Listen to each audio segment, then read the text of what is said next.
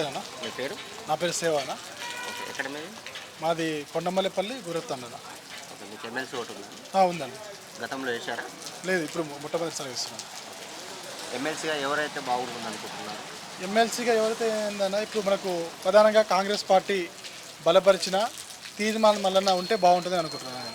ఒక తీర్మార్ మల్లన్న గారే ఎందుకు అనుకుంటున్నారు? తీర్మాన్ మల్లన్న ఎందుకంటే గత బీఆర్ఎస్ ప్రభుత్వ వైఫల్యాల గురించి ప్రశ్నించినందుకు, నిరుద్యోగుల గురించి ప్రశ్నించినందుకు, అలాగే ఉద్యోగుల గురించి ప్రశ్నించినందుకు. సో ఎవరు ప్రశ్నించిరన్నా? ప్రశ్నించే వ్యక్తి తీర్మానం మననే కదా. ఈనాడు ఈ ప్రజాప్రభుత్వం వచ్చిందంటే తీర్మానం మననే కదా. సో నిరుద్యోగుల కోసం 46 జీవో కోసం 371 జీవో రద్దు కోసం పోరాడింది మననే కదా. సో రేపు ఆయన వల్లనే రేపు నిరుద్యోగులకు మాలాంటి వాళ్ళకి న్యాయం జరుగుతుందని మేము ఆశిస్తున్నాం. ఇప్పుడు 46 జీవో రద్దు చేస్తారని మీరు నమ్ముతున్నారా? తప్పకుండా నమ్ముతున్నామన్నా. కంపల్సరీగా ప్రభుత్వం కూడా దానిపై సానుకూలంగా ఉంటుంది. తీర్మాన మల్లన్న ఖచ్చితంగా ఈ విషయంపై ప్రభుత్వంలో చర్చలు జరిపించి న్యాయం చేస్తారు మా అందరికీ మేము ఆశిస్తున్నాం. ఓకే. గత ప్రభుత్వం మీద తను కొట్లాడిన వ్యక్తి నేను మల్లన్న గారికే మా మద్దతు అని అంటున్నారు. అవును. తను మరి ఇప్పుడు అధికార పక్షంలో ఉన్నారు. అవును. మరి మీ నిరుద్యోగుల సమస్యలపై అతను చట్టసభలో మాట్లాడే అవకాశం ఉందంటారా? ఖచ్చితంగా ఉంది. గతంలో పల్లారేశ్వర గారు ఉన్నారు కదా, అతను ప్రభుత్వంలో ఉండి ఎమ్మెల్సీగా అయ్యారు కదా, ఏడ ప్రశ్నించలే. ఒక సీఎం స్థాయి వ్యక్తి దగ్గర ఏమంటారు గ్లాసు సీసాలు అందించే స్థాయిలో ఉన్నారు తప్ప ఆయన ఏడా న్యాయం చేయలే. సో ఈ వ్యక్తి అయితే ఖచ్చితంగా ప్రశ్నిస్తారు. రేవంత్ రెడ్డి గారు ప్రశ్నించేంత ధైర్యం ఉంది, కంపల్సరీ ప్రశ్నించేంత నమ్మకం అయితే మాకైతే ఉందన్న. ఓకే. ఇప్పుడు ఎంత మెజార్టీతో గెలవ? సో మనకు సుమారుగా 4 లక్షల ఓట్లు ఉంది కాబట్టి ఒక 50 నుంచి 1,00,000 మెజార్టీతో గెలిచే అవకాశాలు ఉంది. మొదటి ప్రాతినిధ్య ఓట్లనే గెలుస్తాను compulsory. So last time second దాంట్లో పోయింది కదా, సెకండ్ పోవాల్సిన అవసరం లేదు. మొదటి ప్రాతినిధ్య ఓట్లనే కంపల్సరీ తీర్మానం మన గెలుస్తారని నేను ఆశిస్తున్నాను. నమస్తే అండి. మీ పేరెంట్? నా పేరు మాతంగి సురేష్, అడ్వకేట్. నేను దేవరకొండ బార్ కౌన్సిల్లో చేస్తాను. ఓకే.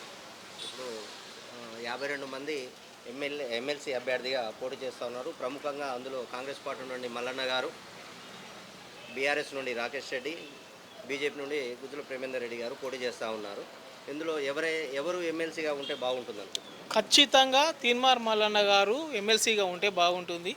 ఆయన కాంగ్రెస్ నుంచి ఈసారి పోటీ చేస్తున్నారు. ఇంతకుముందు ఇండిపెండెంట్గా పోటీ చేసినప్పటికీ ఆయన చాలా మంచి మెజారిటీతోటే ఉన్నాడు. యాక్చువల్లీ లాస్ట్ టైం కూడా ఆయనది నైతిక విజయం. ఈసారి ఖచ్చితంగా నిజమైన విజయం వస్తుంది. మొదటి ప్రాధాన్యత ఓటుతోటి. ఆయన ప్రశ్నించే గొంతుక చాలా చిన్న స్థాయి నుంచి వచ్చిండు. సాధారణ కుటుంబంలో పుట్టి, ఒక బీసీ బిడ్డ, సాధారణ కుటుంబంలో పుట్టి మామూలు పత్రికా విలేకరిగా చిన్న జర్నలిస్ట్గా స్టార్ట్ అయ్యి అంచెలంచెలుగా ఎదుగుతూ ముఖ్యంగా గత ప్రభుత్వానికి చెమటలు పట్టించి కాంగ్రెస్ ప్రభుత్వం గెలుపుకు కూడా ఆయన ఒక ప్రత్యేకంగా కారణమైండు. ఆయన ఖచ్చితంగా గెలుస్తాడు అనేది నా నమ్మకం. అధికార పార్టీలో నుంచి పోటీ చేస్తూ ఉన్నారు. మరి అతను చట్టసభల్లో మాట్లాడే అవకాశం ఉందంటారా నిరుద్యోగుల సమస్యల మీద? ఖచ్చితంగా అతను చట్టసభల్లో మాట్లాడతారు. ఎందుకంటే అధికారం లేనప్పుడే ఒక సాధారణ యూట్యూబ్ ఛానల్ని ఆసరాగా చేసుకొని చాలా గట్టిగా ఆయన వాయిస్ వినిపించిండు. ఇప్పుడు అధికార పార్టీ నుంచి కనుక చట్టసభల్లో అధికారికంగా కూర్చుంటే చాలా బలమైన గొంతుగా వినిపిస్తాడు అనేది నా నమ్మకం. తనకున్న ఆస్తులు కూడా ప్రభుత్వానికి రాసి చేయడం జరిగింది. దీన్ని ఏ విధంగా మీరు అనుకుంటారు? ఇది స్వాగతించదగ్గ విషయం. ఒక సాధారణ జర్నలిస్టు ఆయనకున్న కొద్దిపాటి ఆస్తిని కూడా ప్రభుత్వానికి రాసిచ్చిండు. మిగతా పోటీ చేసే అభ్యర్థులు వందల వేల కోట్ల ఆస్తులున్నా కూడా వాళ్ళ ఆస్తుల గురించి ఏం చెప్పకుండా వాటిని తగ్గించి చూపించి వాటి గురించి ఏ విధమైన మాట్లాడకపోవడము, ప్రజల గురించి ఏ విధంగా మాట్లాడకుండా అధికారమే ధ్యేయంగా పనిచేయడం అనేది సిగ్గుచేటు. ఎంత మెజార్టీతో గెలవబోతా ఉన్నారు? మెజారిటీ అనేది నేను ఖచ్చితంగా చెప్పలేను, కానీ భారీ స్థాయిలో గెలుస్తాడనేది మాత్రం పూర్తి నమ్మకం. ఈసారి కాంగ్రెస్ పార్టీ నుంచి పోటీ చేస్తున్నాడు. ఆల్రెడీ అధికారంలో ఉన్న ప్రభుత్వం, వాళ్ళ సహాయ సహకారాలు ఉంటాయి. అండ్ తీన్మార్ మల్లన్నకు స్వతహాగా కూడా మంచి ఫాలోయింగ్ ఉంది. వాళ్ళు ఈ అధికార పార్టీ సపోర్టు రెండు కలిపి భారీ స్థాయిలో తీన్మార్ మల్లన్న గెలుస్తాడు. ఓకే, థ్యాంక్ యూ అండి. నమస్తే అండి. నమస్తే. పేరండి? నా పేరు మేడ సైదులు. ఎక్కడండి? మాది దేవరకొండ. ఎమ్మెల్సీ ఓటు ఉందా అండి? ఉంది. గతంలో ఎవరికి వేశారు? గతంలో కూడా తీర్మానం మల్లన్నకి వేసినాము. ఎందుకంటే ప్రశ్నించే గొంతుకు కనుక చట్టసభల్లో ఆయన ఉంటే కొంచెం వాయిస్ నిరుద్యోగుల పక్షాన, ఉద్యోగుల పక్షాన వాయిస్ ఇస్తాడనే ఉద్దేశంతో అప్పుడు కూడా తీర్మానం మనకేయడం జరిగింది. ఈసారి ఎవరికి వేయబోతా ఉన్నా?